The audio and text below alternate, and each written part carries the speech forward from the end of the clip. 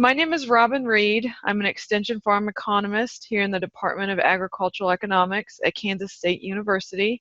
I am not going to claim to be a dairy expert. I'm not a dairy economist per se, but I do a lot of work with farm policy, and I've been following this farm bill pretty closely even since last year as it was being developed. So I just wanted to kind of hit the highlights of the dairy program today and give you some information as you're making the election decisions for this year. I will also mention we have Carla Wickoff on with us, and she is she's an ag program specialist with the Kansas Farm Service Agency. So if you have questions, she's going to kind of cover the technical end of things with the Farm Service Agency. So as we go through the presentation, you're welcome to type those into the chat. And if I notice them while I'm speaking, I'll address them at the time. Otherwise, we'll go ahead and take questions at the end. Okay, so what I'm going to cover today, just kind of some history here, changes from the program that we used to have to the new program, and then some considerations for making your enrollment decision this year. So I'm sure most of you are familiar with this program that was actually developed in the 2014 Farm Bill. It is part of Title I commodities, which means that it has temporary authority, and it will expire at the end of the Farm Bill and then be renegotiated as we go into the next Farm Bill. So in 2014, they created this Margin Protection Program, or MPP, and it's a voluntary risk management program through the Farm Service Agency, and basically it protects farmers from the margin between the milk price and the cost of feed inputs. Obviously, there's other inputs on the farm, but the feed being the biggest cost with a dairy producer. In 2014, when they put this in here, it seemed like a good program, but at the last minute, some changes were made so it would score better with the Congressional Budget Office. And that was lowering the feed cost calculation and the sensitivity of when it triggered. As you know, the last few years or more have not been favorable on our dairy producers, and there's a lot of frustration with this program that it did not provide payments when everybody felt like payments should be made. So many producers actually paid more in premiums during this time period than they got in indemnities. So in 2018, the Bipartisan Budget Act already made changes to lower the premiums and let farmers re-enroll and make decisions again with this program. So now with the 2018 Farm Bill that was passed in December, they renamed this program to the Dairy Margin Coverage Program. So if you hear DMC, I know Washington likes a lot of acronyms, so DMC is what this program is going to be called going forward. But basically, it's the same program, same concept, new name. So it's protecting against the low margins resulting from either low milk prices or high feed costs or both. Now, the producers will elect a coverage level and what percent of the milk history they want to cover. It is a monthly calculation and payment made based on annual decisions. So this was a change from the 2014 Farm Bill. In that one, it was payments every 2 months, and the margin was weighted together. So if you had a month that would trigger payments combined with a month that wouldn't, it kind of drowned out your payments. So that was actually changed to a monthly calculation and payments now. There isn't a $100 administration fee per year plus the premiums based on the coverage the producer selects. Now, I've been talking about this margin. Let me go through and actually walk through how it's calculated and what it is. So most of us know it's the national average all milk price, and then a cost of feed used to produce 100 weight of milk. And the difference between those two becomes your margin. Now, here's the actual formula that's used. And you can see that the corn price reported by the National Ag Statistics Service carries a very large weight in this feed cost calculation. It also includes a soybean meal price, and that's determined by the American Marketing Service, and it's Central Illinois market price. And then a change in this farm bill that was debated and is in here now is also including a blended alfalfa hay cost. And what that blend would be is premium and alfalfa hay reported in our top 5 milk producing states, and that's weighted 50% with the previous alfalfa hay price that was used in the last farm bill. So the formula itself hasn't changed other than that blended alfalfa hay price. And if you're wondering how they came up with this formula, this is the feed ration behind that formula. And as you can see, a lot of corn involved, so that's why the corn price carries a heavy weight within this formula. But what this is supposed to represent is producing 100 pounds of milk based on all of the feed, including the dry cows, young stock, hospital animals, everything in the dairy operation, not just the cow that is actually producing the milk. Okay, so the actual dairy production margin, just going back in history, you can see since January of 2014 when this program began, what this margin has done until the end of 2018. The green bar represents $8 coverage.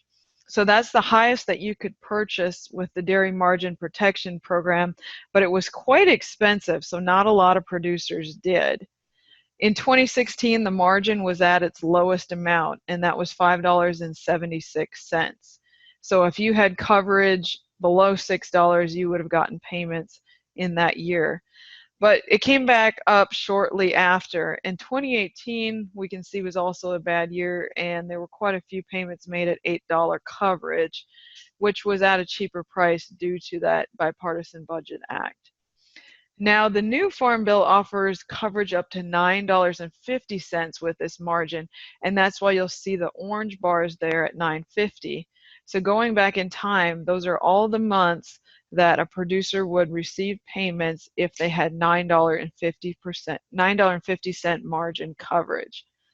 Obviously, 2014 was a really good year, and after that, you can see most years would have had payments at $9.50 coverage. Now, I will mention basis is still a risk. And what I mean by that is there's a lot of variables that an owned producer's operation obviously has a different milk price than the all milk national price and a different feed cost than what this formula at the national level is calculating. So you can keep that in mind, you know, just because the margin has a certain level, your farm will likely be experiencing a little bit different scenario. So basically the dairy production, this margin is reflecting a floor in that national price and cost of feed. So your production history, this is what the farm is paid upon for this program. So if you participated in the last farm bill, you keep your same production history that you last had when you participated in the program. So in the 2014 Farm Bill, you get all the bumps that were accumulated. And what were bumps? That was what was applied each year to reflect the national increase in the average productivity per cow. So if you didn't participate previously, your milk production history will be established the same way it was in the last Farm Bill. And that is the highest annual production of 2011, 12, or 13. So going back in time, it's going to look at those years because that's what was used last time around for everybody that's already in the system. Now, if you had a new operation since then, there are procedures for establishing what your production history will be. Important thing on this, once it's established, production history does not change. I like to think of it as establishing base acres in our crop programs. If there's a herd expansion or reduction, it doesn't actually change this number. It's the production history tied to the operation going forward. There will not be any bumps this time with this Farm Bill. What you have for production history is what you'll have to work with going forward. And important to note, this production history is not tied, it's tied to the operation, but not the individual producer or the physical location. So the amount of milk that you can cover, I'm going to be talking about Tier 1 and Tier 2. And what that means is just a different pricing structure or premium cost for this program. So Tier 1 used to be up to 4 million pounds of annual milk production. In the Bipartisan Act and now in the 2018 Farm Bill, that is now 5 million pounds, falls under Tier 1 and has a different set of premiums than Tier 2. So you can also elect to buy coverage on your production history anywhere from 5% of your annual production or 95%, and in 5% increments within that threshold. Previously, you had to buy at least 25%, so that was lowered quite a bit and given a lot more flexibility. Any production that you don't cover with buy-up coverage, and I'll explain what I mean by that in a minute, everything else gets catastrophic coverage or a $4 coverage level on that margin. So if you do only choose to buy up 50% of your milk production, the remaining 45% automatically gets that $4 coverage level. All right, and here's the Tier 1 pricing. And remember I said this is for all of the annual milk production below 5 million pounds. So you can see I have them in the columns there, and then on the graph to the right, the MPP dairy program, the premium structure there really favored the producer having a $6.50 coverage level or less. After that, the premiums for this program shot up pretty quickly. The gray line, or the middle column, is the Bipartisan Budget Act in 2018, and you can see those premiums were lowered significantly. In the DMC program with the 2018 Farm Bill, those are again lowered, and we added $8.50, $9, or $9.50 coverage on that margin. And as you can see here, the premiums for this Tier 1 are actually very inexpensive at any level. So 15 cents per hundredweight gets you $9.50 coverage now with this program, and that is cheaper than you could have bought $7 coverage for in the 2014 Farm Bill. As you can see at $9.50, if you remember my graph with the orange bars and the blue bars, quite a few payments are triggered at this $9.50 level historically. Now, if we go to Tier 2 pricing, it's a completely opposite story. So in the 2014 Farm Bill to now in the 2018 Farm Bill, Tier 2 prices actually were raised at anything below or above $5.50.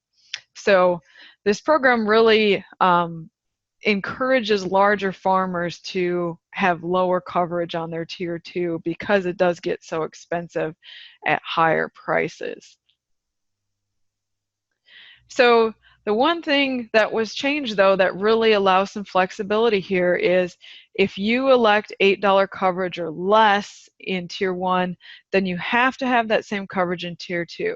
So for example, if you bought $7 coverage in Tier 1, you automatically have to buy $7 coverage in Tier 2. But the flexibility is that if in Tier 1 you buy $8.50 or more, then you can select a different coverage in Tier 2. And I think this is what everybody is going to want to do. So really the strategy that when you look at this kind of jumps out at you, Tier 1 coverage is inexpensive at any level. If you're a large farm and have more than 5 million pounds of production history, always pick $8.50 or above, and then you can pick a different coverage level in Tier 2. So cover probably as much Tier 2 milk as you want at the lower coverage levels. And what I mean by that, again, whatever you decide to cover, anything left automatically gets $4 coverage. But $4.50 and $5 is also quite cheap in Tier 2. So that is something to look at if you do want some cheap catastrophic coverage for a larger dairy operation. Again, Tier 1, any of those margin levels are fairly cheap. I would definitely look at the $9.50 coverage level. So there's also some flexibility in how you make this decision. Option 1, you can elect coverage every year at sign up. So we're signing up now for the 2019 coverage retroactive back to January 1st, but you can make a different decision each year than you do this year. The second option is you can make a decision now and lock it in for 5 years and receive a 25% discount on your premiums. Again, this locks you into the coverage level until December 2023. You don't have to pay 5 years of premiums up front. You still pay each premium and administrative fee each year. The rebate, I'm sure if you're a dairy operator, you probably got a letter in the mail about this already, but just to kind of walk through it, what this is if you paid more money in premiums under the Dairy Margin Protection Program, the 2018 Farm Bill, then you received indemnity payments, then you have some options. And the way they calculated this was year by year. So in certain years, if you paid more in premiums than you got in indemnities, you may be eligible for rebate. And again, you should have gotten a letter that informs you of that already. So your options are you can apply 75% of this rebate towards the premiums for this program, or you can receive 50% of that rebate as cash back. Once you make this choice and it's approved by FSA, you cannot change that choice. So again, this is a kind of a critical one to decide upon before you go in and confirm it with FSA. Now, I did make another note here, another thing that this Farm Bill allowed, if you had LGM coverage last year, livestock gross margin coverage, you were not able to take advantage of MPP. But this Farm Bill lets you do a do-over. And again, you should have gotten notified if you fell under this category, and you can re-enroll. There were payments last year, February through August, and in December. So if you did fall in that category, you definitely want to take advantage of that option. Now the timeline, you maybe have signed up for this program already. I heard nationally about 1/3 of our eligible dairy operations are already signed up. You have till September 20th to make your coverage choice. If you did already sign up and you listen to this webinar and decide you want to make a change, you can go in and do that before September 20th, except for the rebate portion. Again, you have to notify FSA of what you want to do with your rebate by September 20th as well. If you already did that and made a decision, you cannot go back and change that decision. In future years, the election period will happen sometime before the year begins, so the 2020 election will be later this year. We really have an advantage this year that the coverage is retroactive until starting January 1st, and so we know a lot of what the payments are already this year, and that really helps make the decision, but that's not an advantage you'll see going forward. This is just the first year of the program. So how do we make these decisions? Again, as I said, since we started this program January 1st, we already know a lot of these margin calculations. And so I have January through May here. The June one will actually be released tomorrow at 3 o'clock, I believe, when those the NASS report comes out, so you can watch for that. But as you can see, January, February, even if you had $8 coverage, you'd be getting some payments. And as that margin has came up or increased in the last few months, even at $9.50 coverage, we're still seeing payments under this program. And most of that is driven by the all milk price. You can see in January that was $16.60, and now that has come up to $18 in May.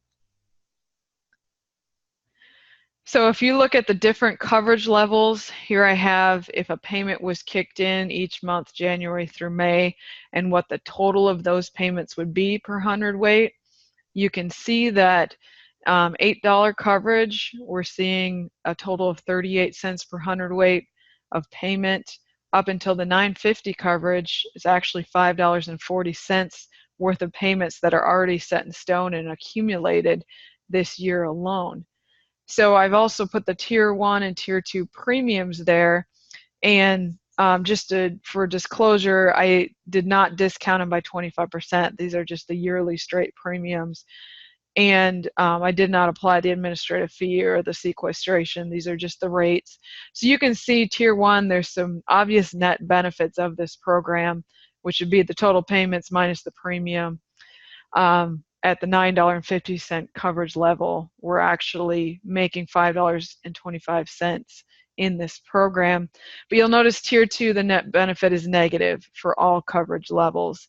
Even though there's some payments at the $8 coverage level, the premiums are high enough that that's still a negative return in Tier 2.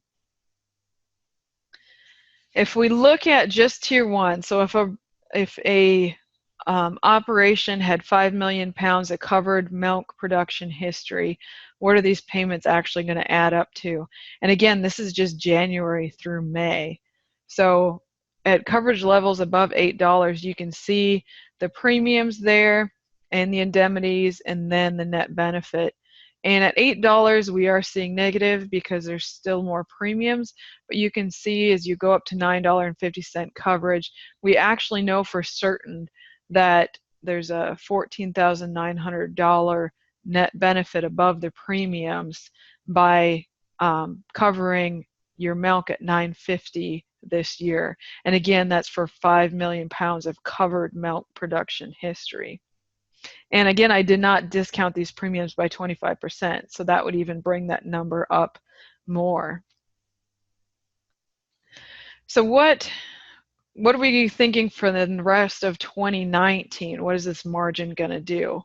So there's a really neat tool that's available on the dairymarkets.org website. On the top here, you can see it, or it's available on the Farm Service Agency Dairy Margin Coverage page. But this every night updates looking at the futures market, and what it does is give a confidence interval or kind of prediction for what this margin will do throughout the year. So you can see January through May, it's a solid black line. We already know what that margin is.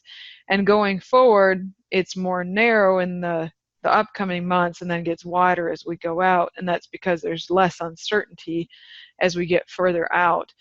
The blue represents $9.50 coverage. So whenever that margin is below the blue, there's going to be payments at the $9.50 level. The red and the green represent a 50% confidence interval. So there's a 25% chance that that margin will be above that black line or below that black line, which intuitively means there's also a 25% chance it could be above the green or above or below the red. So as you can see, based on the futures markets, we do anticipate this margin increasing through the rest of the year, maybe even popping out of when we would see some payments later on this year. But still, we know because of the months that have already occurred that the premiums that you pay would be less than the benefit you get out of this program. So again, this is the forecasted graph.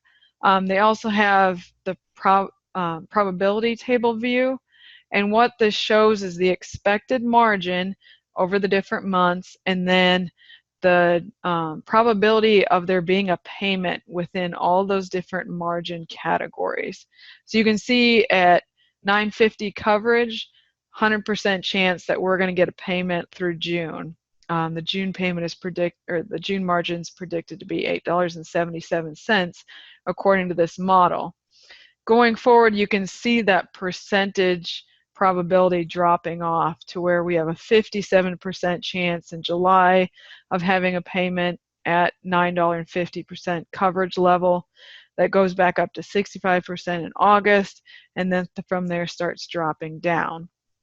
You can see the lower coverage levels, a much smaller probability of having a payment in the coming months because we do anticipate, again, that margin to be coming up.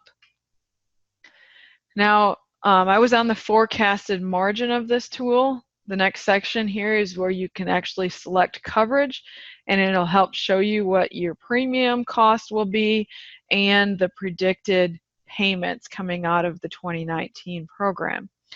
So I just have the default in here, 8 million pounds of production history, covering 95% of it. Again, you can cover anywhere from 5% to 95% of your production history.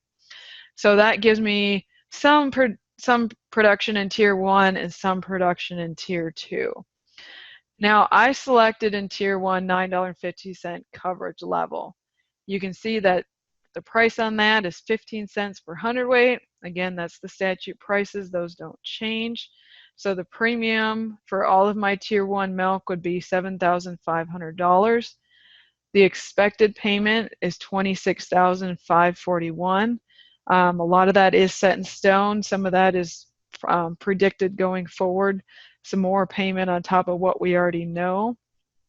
Now the next column over is Tier 2, and I just selected a $5 coverage level for all my milk that would fall in Tier 2, and you can see that's telling me that my premium for the year is $130 for that coverage level. So pretty small peanuts there just for upping that from $4 to $5 coverage. So my premium plus the fee on that annually is going to be $7,730. If I take the 25% discount, lock this in for 5 years, that reduces my annual payment to $5,822.50. And then if I want to know the 5-year total, that's the $29,112. You might notice that that 5-year total is actually fairly close to the expected payment just in the first year. So I will talk about that strategy-wise a little bit later on here. But I would encourage you to go online and go on this tool, put in your own production history, play around with the coverage percents, and then select different coverage levels, and you can see what your premium cost will be and expected payout with the different selections that you make. So I just showed one example here, but you can obviously do whatever combination that you want to. There's a button here on the MPP premium repayment, and what that does is you can just put in the amount that was shown on your letter as what you're eligible for that rebate, and then it just tells you, well, if you cashed out, you're going to get half of that. If you apply that as credit, what that amount would be. And so if I had $25,000 that I could use here, this is saying with the coverage levels that I selected, I could purchase a little over 3 years of annual coverage, or for a little over 4 years if I locked it in and took the discounted coverage. So it's a pretty straightforward calculation, but this tool does kind of walk you through what you can do there. Now, what is this going to be going forward? USDA baseline projections have national feed costs about $9.14. The margins over this time period are expected to average $8.50, and then that's through 2023 when they do these projections based on the Farm Bill legislation. So we are expecting milk prices to recover from our 2018 lows, but as you can see, averaging $8.50 would definitely give us some payments throughout the next 5 years. So is this really what's going to happen? I'm obviously don't know the answer to that, but I think this program does offer some easy choices in that it's kind of designed to navigate pretty well. So if 95% of your production history is less than 5 million pounds, my advice would be cover it all. It's not very often that I look at policy and say this is the thing to do. I typically say this is the education I provide, make your own decision. But obviously for this year, for sure, 95% of your production history is in Tier 1, cover it all. If some of your production history falls in Tier 2, then I'd say buy as much 950 coverage as you can in Tier 1, and then put Tier 2 at $4 to $5 coverage. I don't see this year that margin falling at all enough to be hitting payments at $5. So this year, if you're not going to lock it in for 5 years, I'd put it at $4. But this way you maximize your Tier 1 payments, and then you get the catastrophic coverage on everything else. Now, the decision to me is, do you want to lock this in for 5 years and get that 25% discount, or keep the flexibility to change your coverage each year? So if all your production history in is tier 1, I would be really tempted to do the $950, take the discount, and leave it and be done with it. And mostly I say that because we already know the payments in 2019 will almost completely pay for your premiums for the entire 5 years. So if you never got another payment out of this program in the next 5 years, you're still not really out much by locking it in at $950. And especially if you have rebate money to use, this becomes a lot more inviting. If some of your production history falls in tier 2, you might want to keep flexibility for future years. But again, the way that the premiums are structured in tier 2, the program is fairly uninviting to larger dairies to cover much of their production history at higher margin levels. It just becomes way too expensive. So I threw a slide in here too. Obviously this is an unrelated thing. We'll take questions here in a minute, but since this was announced last week, I'm sure most of you heard about it, but I'll just touch on it very briefly. It was announced last week with the market facilitation payments, the MFP payments. And again, these are in reaction to the trade situation going on. We had these last year. It was announced we're going to have them again this year. So it's 20 cents per hundredweight of your annual milk production. And if you've worked with the program already, the MPP program, now the DMC program, you have that annual milk production established already. You can go sign up, supposedly starting yesterday. I don't know that our local FSA offices are ready to take those quite yet, but you're certainly welcome to check with them about signing up. The first payment is supposed to be made in mid-August, and that's going to be 50% of what your payment would be. So your milk production history times the 20 cents per hundredweight, you're going to get 50% in the first installment. Then, if depending on what the market conditions and the trade situation does, there possibly will be 2 more payments made in November and early January, and that would be the remaining 50% or 25% for each payment. If you have crop ground too, which I'm sure a lot of you do, the county rates are listed on the website here. Those this time around will not be paid per commodity. That is going to be based on planted acres. So there's a county rate for each county, and then that is multiplied by the planted acres that you reported to Farm Service Agency. So with that, I'll take any questions. You're welcome to open up your mic and ask, or type them in the chat here. And between Carla and I, we will get them addressed. I see there's a question from Michael here on organic milk. Carla, maybe help me out with this one, but I think there's nothing special about organic milk with this program, since it's just paid on your production history. You just get the same payment, same everything as non-organic dairy operations. That's correct. I will mention our website here, agmanager.info, has all of our farm bill materials on them. We will be having some meetings later in August and early September on the ARC PLC decision, so the ag risk coverage and price loss coverage programs. The sign up for that will be starting in September. So we are going to be going out on the road and having some regional meetings, and counties will be having their own meetings as well, just informing you of the changes in those programs and the sign up decisions to be made. So you'll probably be seeing me on the road. If you want to see what those locations will be, on agmanager.info under our events, you'll see a listing of those dates and locations.